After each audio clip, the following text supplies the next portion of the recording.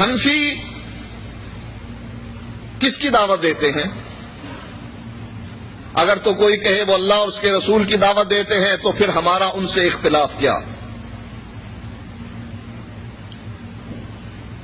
اور اگر یہ کہا جائے جو بات سچی ہے کہ یہ امام ابو حنیفہ رحمۃ اللہ علیہ کی دعوت دیتے ہیں،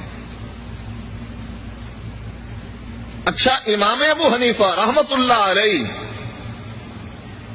ان کے بارے میں قرآن مجید میں کہیں آیا ہے کہ اللہ تعالیٰ نے ان کو امام مقرر کیا ہے؟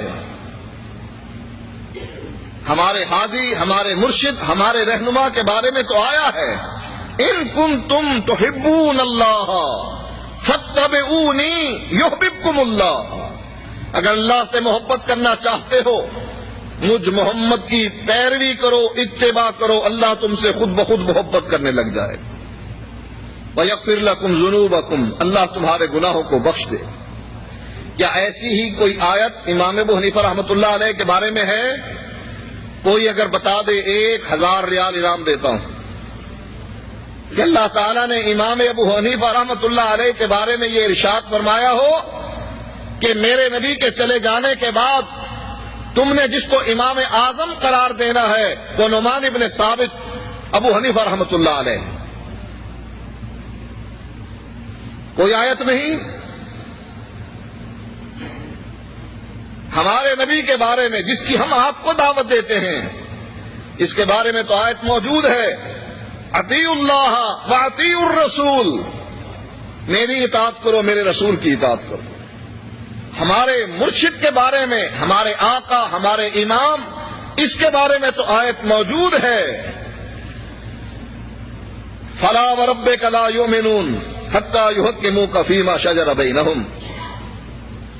اے نبی کوئی شخص مومن بن ہی نہیں سکتا جب تک کہ تجھ کو اپنا حکم تسلیم نہیں کر لیتا اور تیرے فیصلے کو بغیر چون چڑھا کے مان نہیں لیتا، اس وقت تک کوئی مومن نہیں بن سکتا۔ ہمارے امام، اس کے بارے میں تو قرآن کی یہ آیت موجود ہے، ما کان لمؤمن،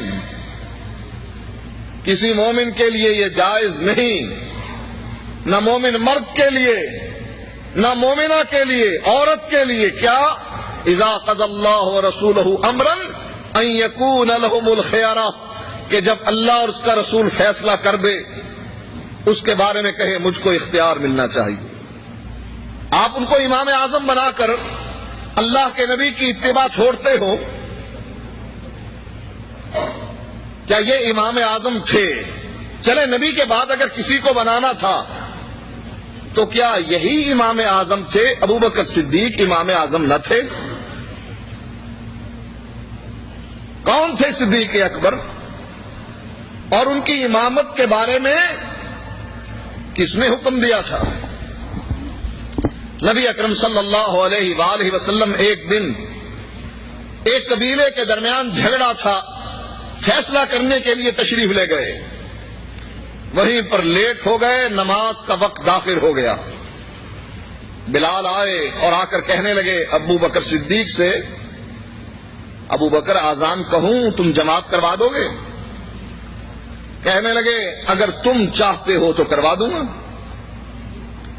آذان کہی، تکبیر کہی، ابو بکر مصلی پر چڑھ گئے،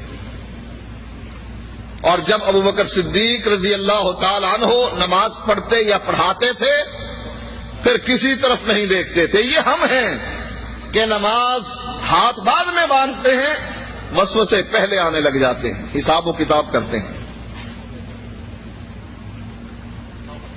لوگوں نے ہاتھ پر ہاتھ مارنے شروع کر دیے۔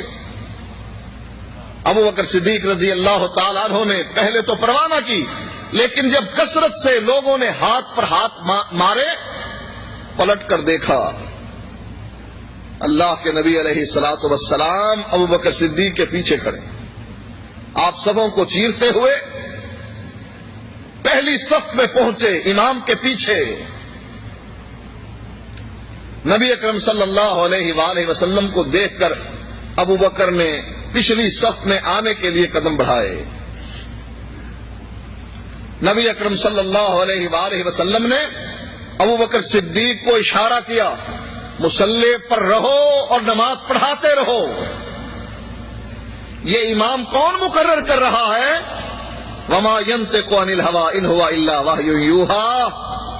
یہ امام اپنی زندگی میں وہ مقرر کر رہا ہے جس کی زبان سے حق نکلتا ہے، جو خود اپنے بارے میں کہتا ہے، اے عبداللہ لکھ، اس ذات کی قسم جس کے ہاتھ میں محمد کی جان ہے، میری زبان سے جو بات نکلے گی حق نکلے گی۔ کون مقرر کر رہا ہے؟ محمد الرسول اللہ۔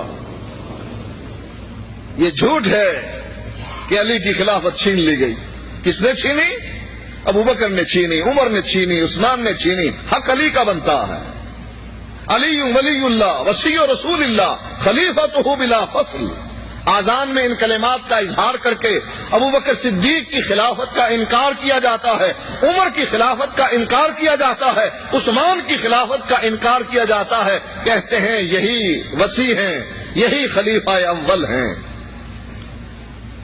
اور خلیفہ اول کو مقرر کون کر رہا ہے؟ محمد الرسول اللہ، جن کا کلمہ اگر تم بھی نہ پڑھو تو دار اسلام سے خارج۔ ہم نہیں پڑھتے ابو حنیفہ کا کلمہ، کوئی ہمیں کہہ سکتا ہے کہ تم دار اسلام سے خارج ہو؟ 4 مسلک بنائے ہیں نا۔ ظالم دیکھیے کتنا ظلم کرتے ہیں، کہتے ہیں 4 مسلک چاروں برحق۔ کس کا؟ امام ابو حنیفہ کا، امام شافعی کا، امام مالک کا، احمد ابن حنبل کا۔ 4 مسالک ہیں، چاروں برحق۔